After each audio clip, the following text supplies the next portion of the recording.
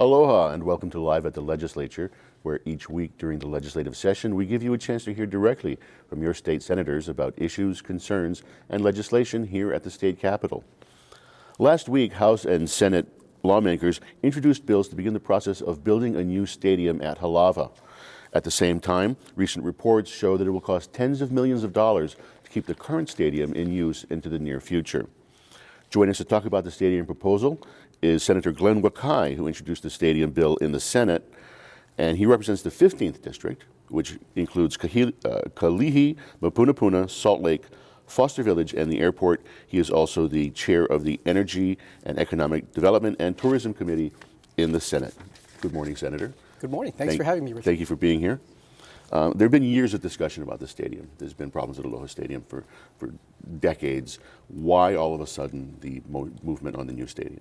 Well, it's not a sudden development. It's one that I've been talking about for at least a decade, and those before me have talked about it as well. I mean, we have a 44-year-old rusting relic there.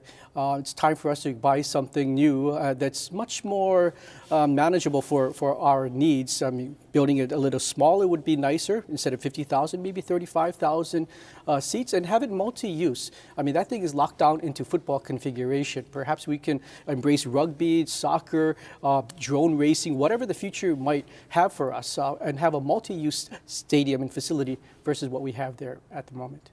Without the tricky reconfiguration that was the bane of Aloha Stadium from the beginning. Oh yeah, yes. Whoever sold us that bill of goods back 44 years ago of lifting hydraulically and moving the stadium into a baseball configuration, that was sold to us as the wave of the future. We're the only one that bought into that ridiculous configuration.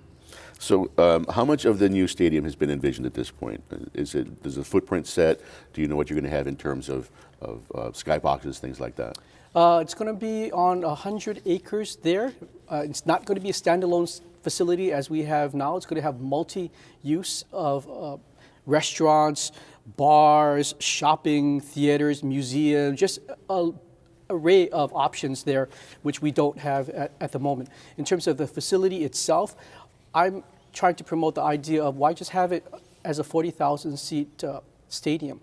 Why not put a driving range in there? Why not invite Top Golf to turn their luxury boxes into a driving range when it's not being operated and utilized? Why not put a shopping center and build it right into the stadium? The idea of the state and government building standalone features with one singular purpose, I think we need to really rethink that strategy. Are you talking about something like they have in New Orleans where it's a convention center and stadium with hotels and whatnot, or mostly just retail? Something more on the lines of LA Live. If you're familiar with Los Angeles, they have the Staples Center, and they have just a bevy of activity outside of the arena there. So something that's going to make that place dynamic. And you think about it, our #1 visitor attraction on this island is the Arizona Memorial. And what happens there? 1.8 million people go there on a bus, they see the memorial, they get on the bus, and they bail. Wouldn't it be great for us, we have a ready-made audience of 1.8 million people, to drag them across the street and invite them to eat, shop, dine, and spend money in the state? This current proposal has some new funding mechanisms built in. Can you talk about that? I don't want to bore the viewer, but essentially it's going to appropriate $35 million. 2 years ago, the legislature appropriated $10 million for the environmental impact statement as well as a master plan. That is in the works. Hopefully we'll get that done in about 2 years. If we are lucky enough to get the $350 million for this stadium with bond issuances as well as cash, then we can perhaps, if all goes well, we can green light this baby in 5 years. And what would the total build out and the timeline be for a new stadium? Well, I mean, Hawaii has always its stops and goes. If we could start moving dirt in 5 years, perhaps we could build the stadium out in 2 years. Of course, all of the ancillary development after that might take another 10 years. But the facility itself, hopefully, 2 years plus 5 years, 7 years down the road, we can have something that we can be proud of and can really make the people of Hawaii cheer about it. Now, in the meantime, the estimates are $20 to $30 million to keep Aloha Stadium in use, to keep it safe for use into the near future.